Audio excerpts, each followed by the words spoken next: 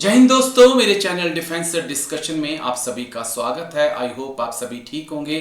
दोस्तों, शाम के 7 बज चुके हैं और डिफेंस से जुड़ी कुछ खास खबरें मैं लेकर आपके सामने हाजिर हूं।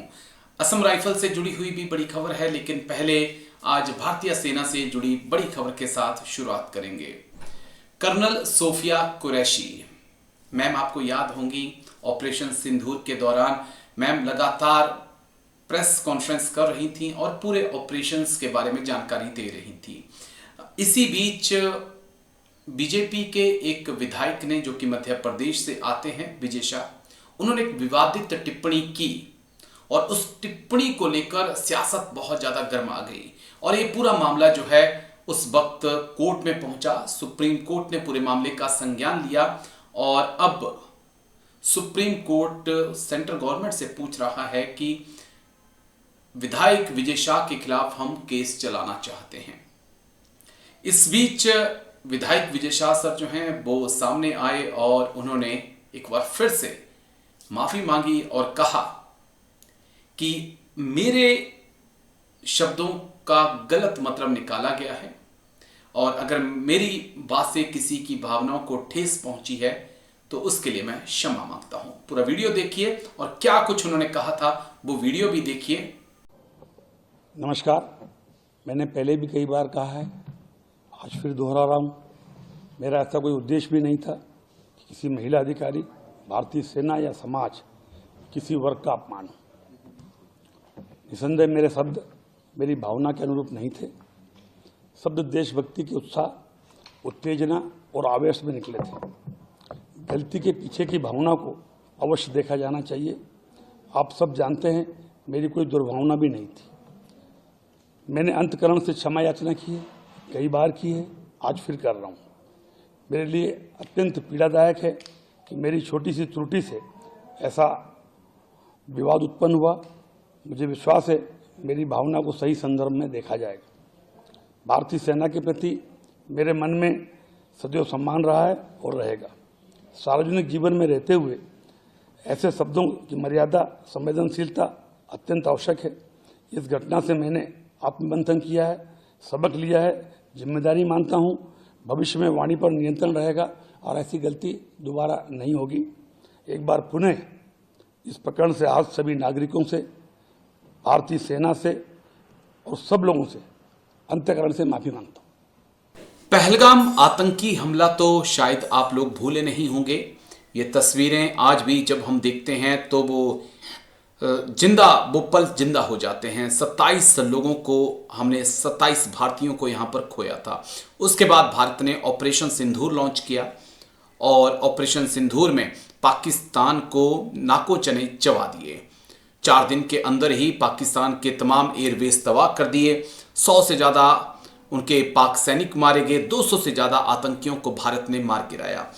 4 दिन तक जो ऑपरेशन चला उसकी पल पल की जिम्मेदारी कर्नल सोफिया मैम जो हैं वो देश के सामने रख रही थी।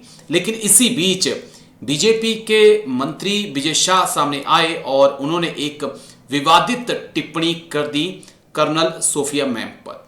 क्या कुछ उन्होंने कहा था जिसके लिए आज वो माफी मांग रहे हैं, वो मैं आपको दिखाता हूं।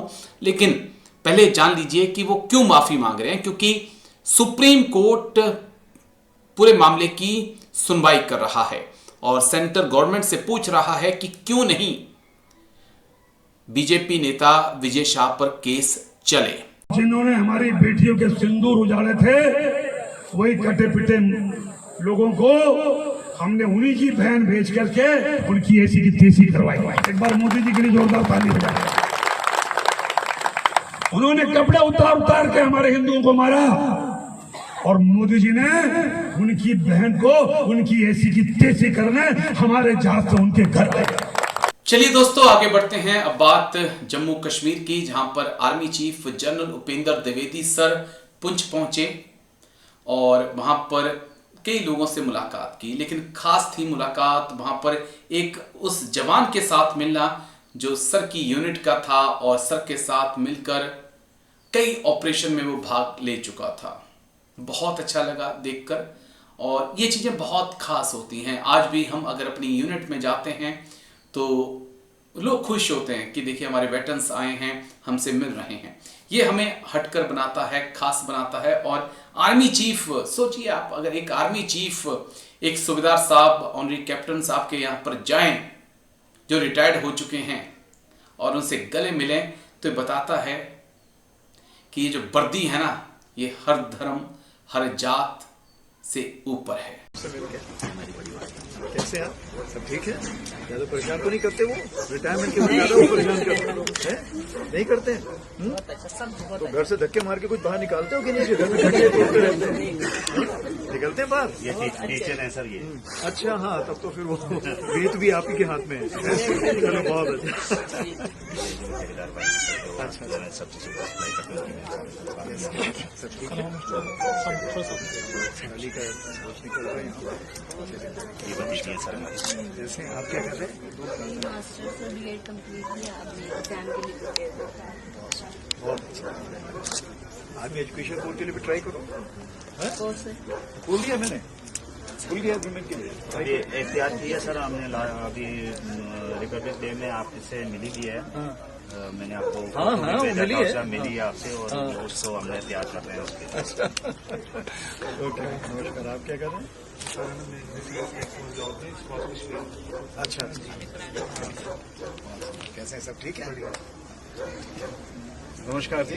मेरी मासी। अच्छा, पापा को ढूंढ रहे थे 7 जैकेट, तुमसे तो फिर बुला रहे हैं ना, सबको घर पे बुलाया सर। हाँ, लेकिन वो नहीं हो पाया। चलो, और सब ठीक है? कब आए आप? मैं तो 2004 में आया। 2004 में? अच्छा, मैं यूनिट कमांड करता हूँ। चलो, हाँ बेटा, कैसे हो? ये बन जाए सर हमारा। हाँ, क्या शुभ नाम है? क्या कर रहे हो? कौन सी क्लास में? हाँ, क्या हाल है तेरे? ठीक है?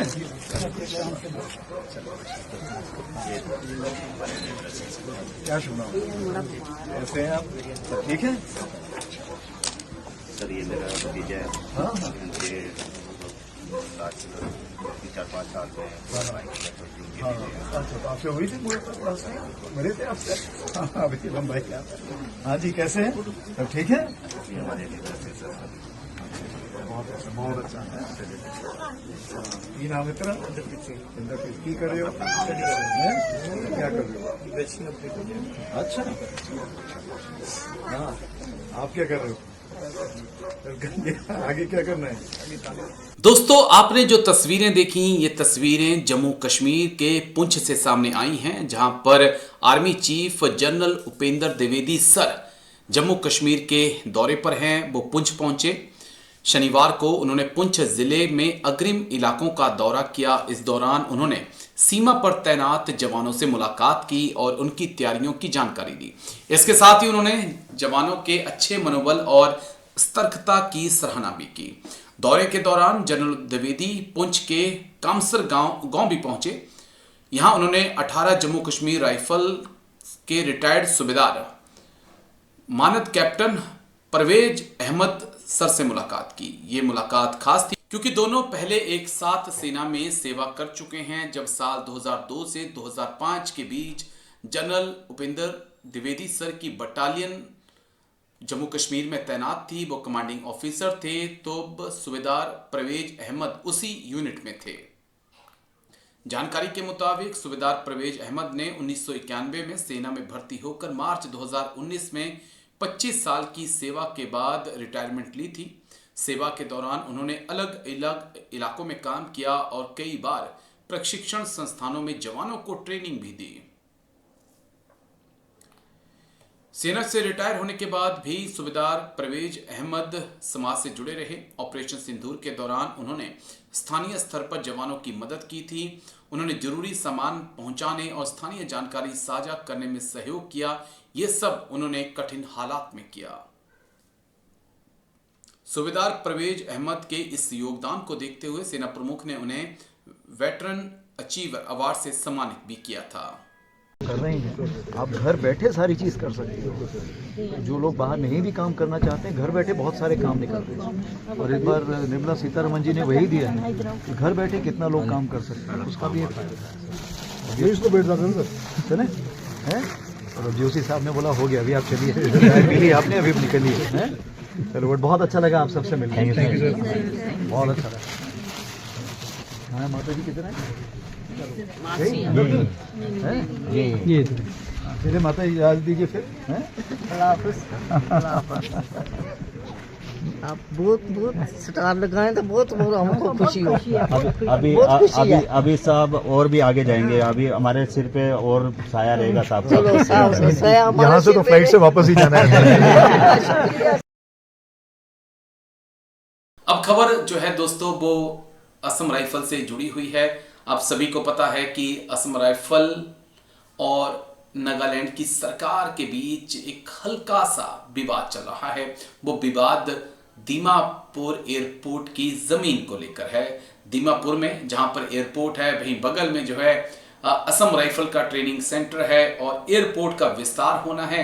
और नागालैंड की गवर्नमेंट कह रही है कि असम राइफल जमीन खाली करने के लिए तैयार नहीं है। अब नागालैंड के माननीय सांसद ने जो है गृह मंत्रालय को लेटर लिखा है और कहा है कि प्लीज आप थोड़ा सा विवाद में हस्तक्षेप करिए। नागालैंड के एकमात्र हवाई अड्डे दीमापुर हवाई अड्डे के नियोजित विस्तार में असम राइफल प्रशिक्षण केंद्र और विद्यालय द्वारा वर्तमान में कब्जा की गई भूमि के कारण लंबे समय से देरी हो रही है। 6 फरवरी 2026 को नागालैंड के लोकसभा सांसद एस स्पोंग मेरेन जामिर ने औपचारिक रूप से इस मामले को भारत सरकार के गृह मंत्रालय के सामने उठाया और भूमि के एक महत्वपूर्ण हिस्से के स्वामित्व और हस्तांतरण के मुद्दे को हल करने के लिए तत्काल हस्तक्षेप की मांग की। ये देरी 10 वर्षों से अधिक समय से जारी है, जिससे क्षेत्र के लिए महत्वपूर्ण विकास और कनेक्टिविटी पहलों पर असर पड़ रहा है।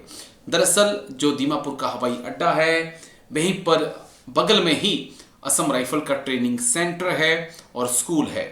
तो अब हवाई अड्डा का विस्तार नागालैंड की सरकार चाहती है, लेकिन वहां पर असम राइफल के जवानों की ट्रेनिंग भी होती है और इस कारण जो है असम राइफल और नागालैंड की गवर्नमेंट के बीच थोड़ा सा विवाद चल रहा है जमीन को लेकर।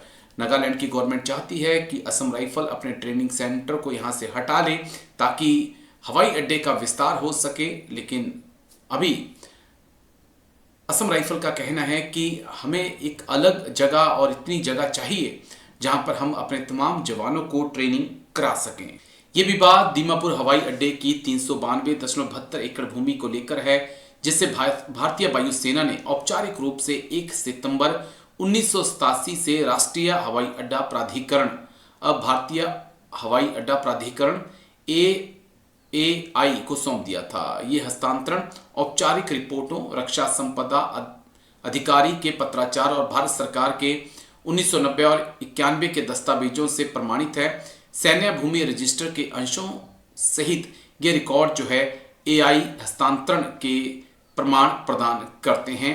ये बात जो है नागालैंड के सांसद एस स्पोंग मेरेन जामिर ने गृह मंत्रालय के सामने रखी है। कुल मिला के बात यही है कि नागालैंड की सरकार चाहती है कि जो दीमापुर में असम राइफल के पास ज़मीन है वो हवाई अड्डे को दी जाए और असम राइफल का जो ट्रेनिंग सेंटर है उसे दूसरी जगह शिफ्ट किया जाए ताकि दीमापुर हवाई अड्डे का विस्तार हो सके। इसको लेकर दोनों असम राइफल और नागालैंड की गवर्नमेंट के बीच हल्का सा विवाद है और हम उम्मीद करते हैं कि जल्द ही इस विवाद को सुलझा लिया जाएगा।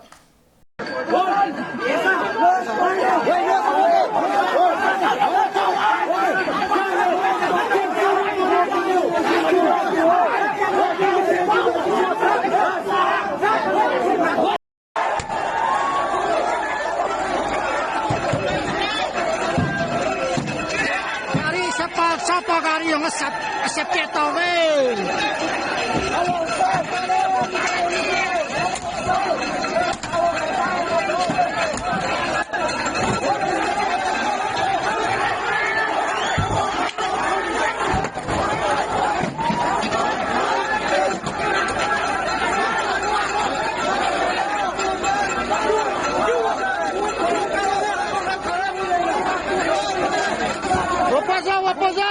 Sir Jai Hind. Major Mohammad Ali Shah sir Jai Hind, बहुत बहुत शुक्रिया समय देने के लिए। Thank you sir.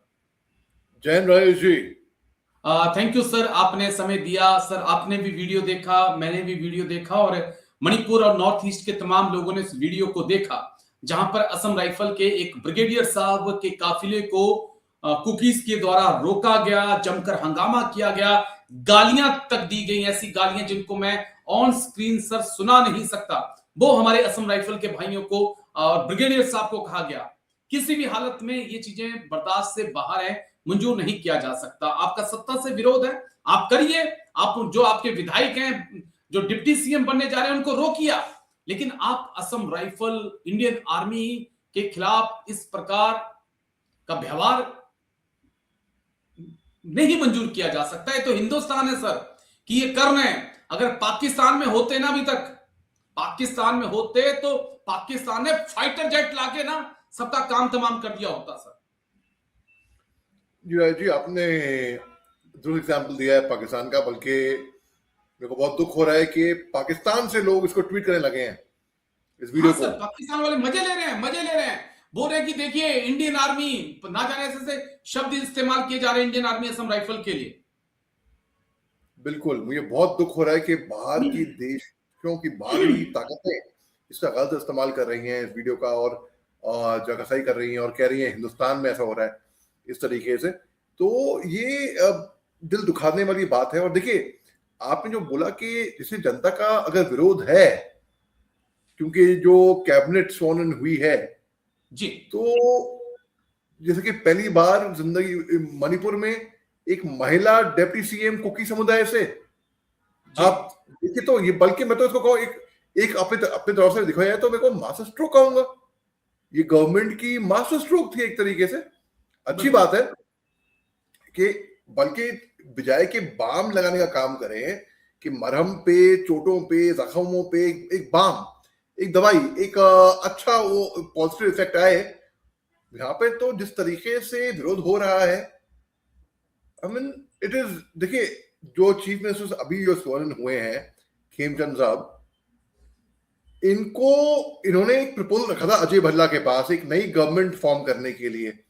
और देखिए 60 सीटें हैं मणिपुर असेंबली में, 37 बीजेपी एमएलए की हैं, उसमें 7 सीटें कुकी की हैं, 6 सीटें एनपीपी नेशनल पीपल्स पार्टी की हैं, और 5 सीटें एनपीएफ नेशनल पीपल्स फ्रंट की हैं। तो अगर इसको कॉम्पोजिशन देखा जाए और लोग बोले कि भाई कुकी की लीडरशिप नहीं है वहां पर, कुकी सीएम नहीं है वहां पर, ऐसा अगर फॉर एग्जांपल, भाई I understand, so I mean let's cooperate with the government यार, लेट्स कोऑपरेट विद। अगर हमें शांति चाहिए मणिपुर में, शांति पहले यहां से शुरू होगी। गौतम बुद्धा ने भी बोला है कि जो शांति है, peace with in start from ourselves, from with in. अंदर से अगर शांति नहीं होगी तो हम बाहर से कैसे उम्मीद कर सकते हैं पीस की। और कुकी समुदाय, लोग कहते हैं कि कुकी समुदाय और असम राइफल्स की बहुत दोस्ती है, ये है वो है, ऐसे बहुत एक्विजिशंस लगे हैं। असम राइफल्स कोई पक्ष नहीं रखती, वो नहीं देखती कि कोई कौन माइते है, कौन कुकी है, कौन नागा है, कौन कहां से है ना, वो साफ विपक्ष। अब एक ब्रिगेडियर साहब की प्रोडक्शन पार्टी उनकी कॉन्वॉय का रोक दिया। ब्रिगेडियर साहब असम राइफल्स के जो कि बहुत वरिष्ठ अधिकारी हैं, डीआईजी के लेवल के 1 स्टार, उनको पीछे जाने के लिए वो जो, अगर वो वीडियो जो मैं देखा उसमें सच मानूं तो मैं ये कहूंगा, ये बहुत दुख हुआ मेरे को देख के। लेकिन ये इंडिया में है सर, अगर ये इंडिया में कर पा रहे हैं, अगर हिम्मत है तो ऐसे पाकिस्तान में अगर ऐसा करते ना तो अभी तक उड़ा दिए होते, गायब कर दिए होते। ये तो हिंदुस्तान का लोकतंत्र है, हिंदुस्तान की आर्मी, हिंदुस्तान की असम राइफल लोगों को हमेशा अपना समझती है, कभी अपने के खिलाफ नहीं गए। चाहे असम राइफल हो, इंडियन आर्मी हो, लोगों पर कोई भी दुखों का पहाड़, मुसीबत टूटे, वो हमेशा अपने लोगों के साथ खड़ी रहती है। आप म्यांमार चले जाइए, इस प्रकार से आर्मी के खिलाफ करके देखिए, आप बांग्लादेश चले जाइए, आप पाकिस्तान चले जाइए, इतनी देर में गायब कर देती है वहां की फौज, वहां की सेना। बिल्कुल रहे जी, देखिए वहां पे जैसे पाकिस्तान के अंदर तो एक तरीके से मिलिट्री रूल है, वहां पे कहने के लिए तो हाइब्रिड गवर्नमेंट है, ख्वाजा आसिफ ने बयान दिया था, लेकिन मिलिट्री सत्ता चलाती है वहां के मिलिट्री के खिलाफ आप चू नहीं कर सकते। आप मिलिट्री के खिलाफ बोलोगे तो फिर you are in trouble, you are in problem. और जी हाँ, जैसे अगर आप म्यांमार में करोगे, म्यांमार में तो मिलिट्री जनता ही, आपने देखा म्यांमार में क्या हालात हो रही है। हिंदुस्तान में लोकतंत्र है, यहाँ पे डेमोक्रेसी है, यहाँ पर आजादी है, उसके बावजूद भी हम रोते हैं कि नहीं आजादी नहीं है, ये नहीं है, वो नहीं। आजादी बहुत है, बहुत आजादी है हिंदुस्तान के अंदर। और देखिए, लेकिन इन लोगों के खिलाफ सर, क्योंकि कई बार आपने कहा ना कि शांति भगवान बुद्ध ने कहा अंदर से आती है, लेकिन शांति उस वक्त भी आती है जब आपकी पावर अगर आप अपनी पावर का शोकेस करते हैं, पोस्टरिंग ऑफ पावर होती है, उसके बाद भी शांति आती है सर। क्योंकि जब सीधी उंगली से घी नहीं निकलता है तो उंगली टेढ़ी भी करनी पड़ती है। और अब शायद अगर ये लोग सीधी बातों से नहीं समझ पा रहे तो उंगली टेढ़ी भी करनी चाहिए फिर तो। चाहे वो मणिपुर पुलिस इन तमाम लोगों की पहचान करे और ड्यूटी में अवरोध खड़ा किया है इन लोगों ने, इनके खिलाफ कार्रवाई की जाए। बिल्कुल 100%। देखिए, और अगर आपको भारतीय सरकार के खिलाफ आपको प्रदर्शन करना है, एक पीसफुल प्रदर्शन भी एक होता है। आप असम राइफल्स के डीआईजी को आप असम राइफल्स के खिलाफ क्यों कर रहे हो भाई? वो तो दोस्त है, friends of the hill people, sentinels of the north east.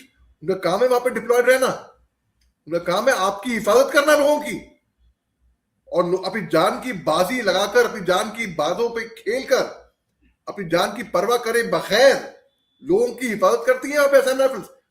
बदनाम होने के लिए नहीं, इतनी मेहनत करती है। लोग फालतू में फोकट में बदनाम करते हैं असम राइफल्स को, कोई मतलब नहीं होता, कोई दुख नहीं होता। मैं कहता हूं असम राइफल अव्वल दर्जे का काम करती आई थी, करती आई है और करती रहेगी अव्वल दर्जे का। मैं अपने असम राइफल्स के साथियों को बोलूंगा, good boys, keep it up, you are doing a good job. आप लोग बड़ा अच्छा मेहनत कर रहे हैं, अपने मोरल मत डाउन करना अपना।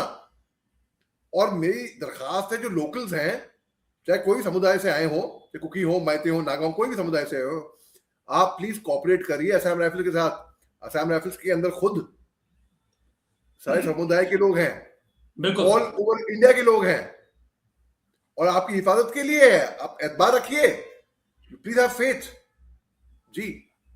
लेकिन बहुत बहुत चौंकाने वाले विजुअल हैं। हम तो उम्मीद यही करते हैं मणिपुर पुलिस से कि इन लोगों की पहचान की जाए और इनके खिलाफ कड़ी कार्रवाई की जाए। दूसरा पॉइंट ये है कि जब तक इनके चाहे कुकी हो, माइते हो, चाहे नगा, जिसके पास भी हथियार हैं, उन तमाम हथियारों को इकट्ठा किया जाए, उन्हें अपने कोत में रखा जाए, डिस्ट्रॉय किया जाए, उसके बाद एक शांति की उम्मीद हम कर सकते हैं। लेकिन फिलहाल हालात बद से बदतर होते एक बार फिर से दिखाई पड़ रहे हैं। लेकिन शुक्रिया, बहुत बहुत शुक्रिया मेजर मोहम्मद अली शाह सर, आप आए और इस मुद्दे पे बात की। Thank you sir, Jai Hind, take care. Thank you sir. Jai Hind Rajesh ji, शुक्रिया सर। जय हिंद करोड़ी सिंह जी, जय हिंद, बहुत बहुत शुक्रिया समय देने के लिए। Thank you sir. Jai Hind Rajesh ji. Thank you sir, बहुत बहुत शुक्रिया समय देने के लिए। आखिरकार वो खबर आ गई सर जिसका इंतजार था। पहले तो ट्रंप ने कहा कि भाई 50 नहीं, हम भारत से 18% टैरिफ लेंगे, और अब कहा जा रहा है कि भारत और अमेरिका के बीच ट्रेड डील जो है बिल्कुल संपन्न हो चुकी है, और बहुत दोनों देशों के जो मार्केट हैं एक दूसरे के लिए खुल जाएंगे। तो दूसरी तरफ ट्रंप का आज मैं एक बयान भी देख रहा था, उन्होंने फिर एक चेतावनी भारत को दी है कि अगर रूस से तेल खरीदा तो मैं फिर से आपके ऊपर टैरिफ बढ़ा दूंगा। क्या ये जो ट्रेड डील्स हो रही है, इसके क्या मायने हैं, इसके पीछे क्या कुछ हुआ, क्या कुछ जानकारी सर आपके पास? देखिए राजेश जी, आपने कहा कि ट्रेड डील संपन्न हो गया है जी।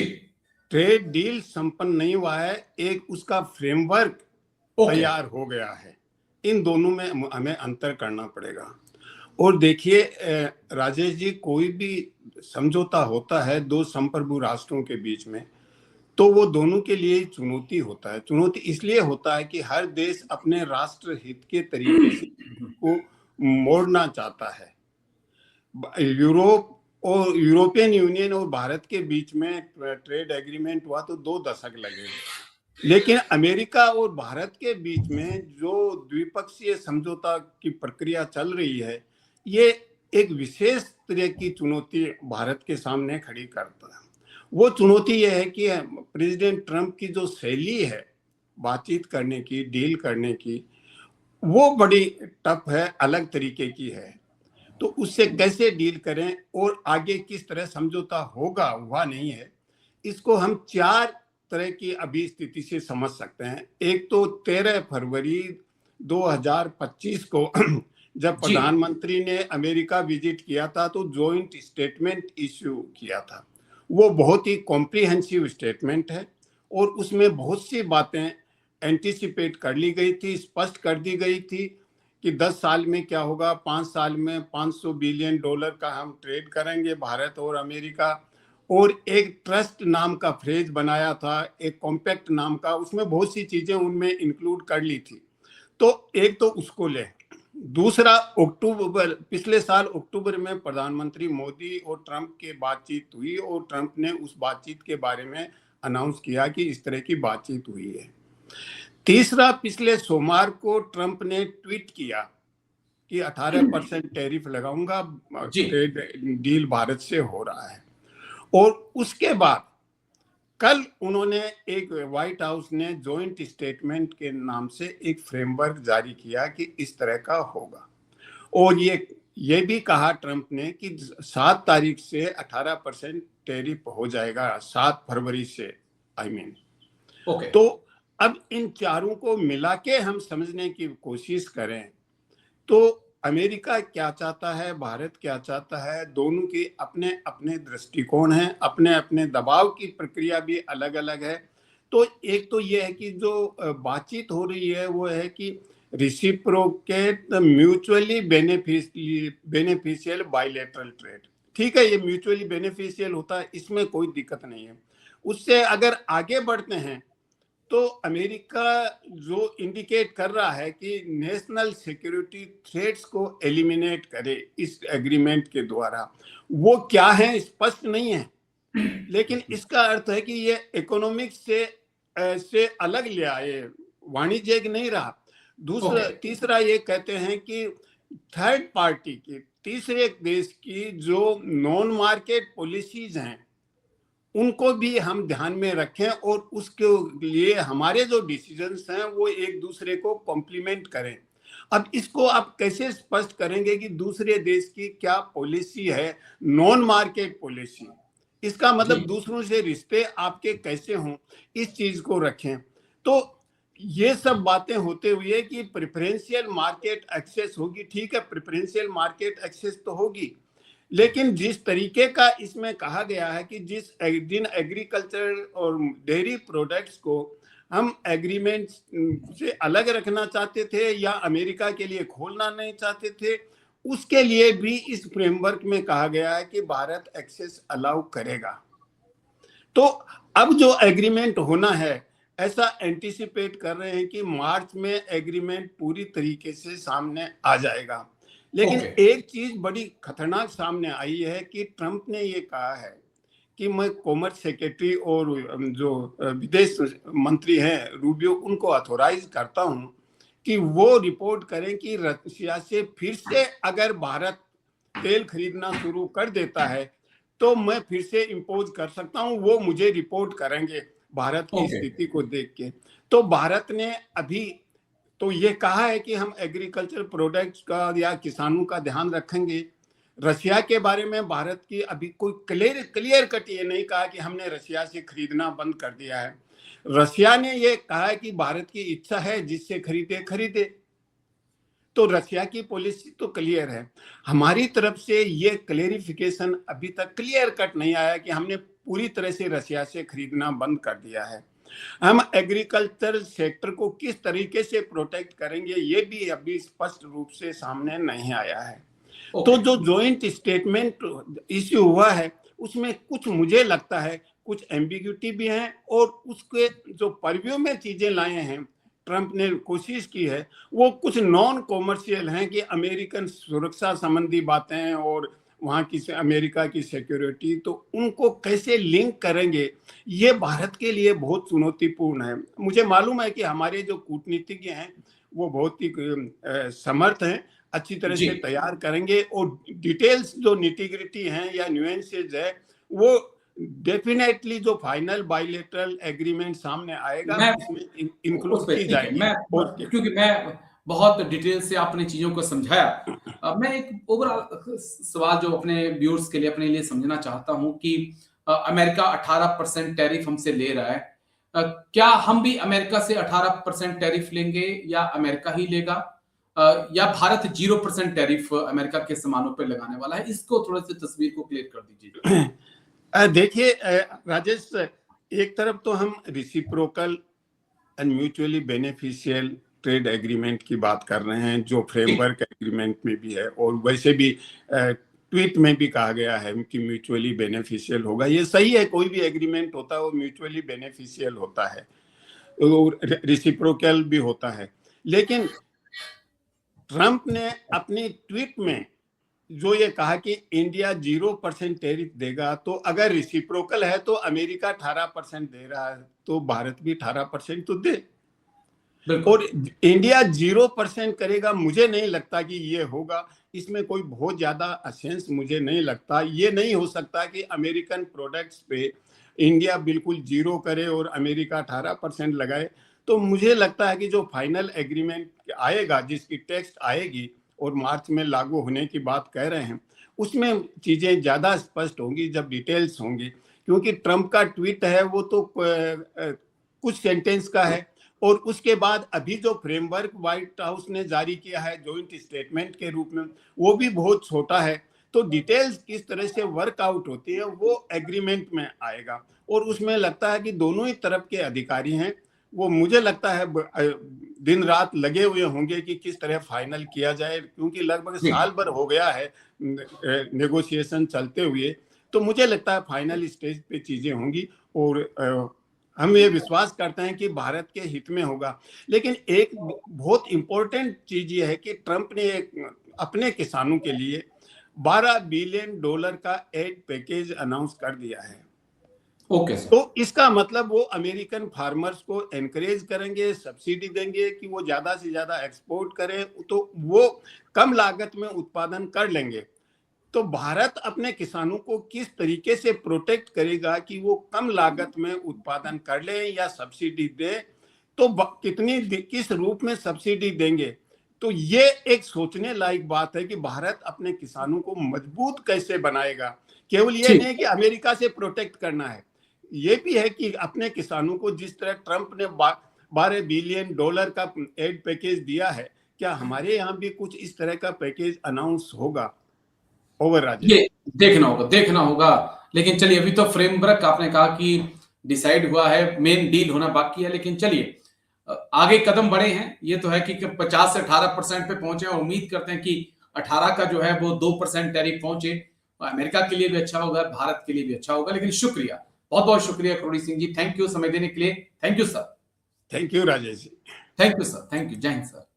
जय हिंद।